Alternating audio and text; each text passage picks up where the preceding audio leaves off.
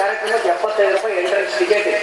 ಹೆಗಡೆ ಅನ್ನೋ ಮನೆಗೆ ಹೇಳ್ಕೊಂಡಾರೆ. ಮನೆಯಲ್ಲ ದೊಡ್ಡ ಲಾಡ್ಜ್, ಅದ್ಭುತ ಲಾಡ್ಜ್ ಇದ್ದಂಗೆ ಡಿಲಕ್ಸ್ ಲಾಡ್ಜ್ ಅದ್ರ ನಿರ್ಮಾಣ.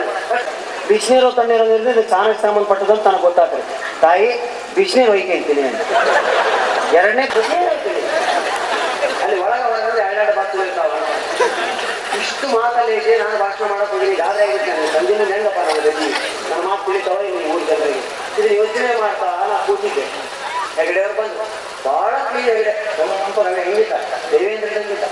ಅವ ಬಂದವನು ಏನು ಮಾಡೋದು ನಾನು ಸುತ್ತ ನೋಡಿದೆ. ನಾನು ಉಂಗುರದಾಗ ವಾಚ್ ಟಿಕೆಟ್ ಇಟ್ಕೊಂಡಿದ್ದೆ. ಹೊರಗೆ ಒಳ್ಳೆ ಹೋಗ್ತಿದ್ದಾನೆ. ಅವ ಆಯ್ತು ಹೊರಗೆ ಹೋಗ್ಕೊಟ್ಟ. ನಾನು ಜಳಕಕ್ಕೆ ಹೋಗಿ ಬಂದಾಗ ನಾನು ಬಿಟ್ಟು ಬಟ್ಟೆ ನೀಟಾಗಿ ಮಡಿಚಿಟ್ಟಿದ್ದ. ನನ್ನ ಶೂಸ್ ತಗೊಂಡು ಹೊರಗಿಟ್ಟಿದ್ದ. ಸಾಕ್ಸ್ ಒಂದು ಕಡೆ ಹಾಕಿದ್ದ. ನೋಡಿ ಮನೆ ಎಲ್ಲ ಕ್ಲೀನು, ಒಂದು ಗಡ್ಡಿಲ್ಲ, ಒಂದು ಧೂಳು ಇಲ್ಲ. ಎಂಥ ಮನುಷ್ಯಪ್ಪ, ಎಷ್ಟು ಕ್ಲೀನ್.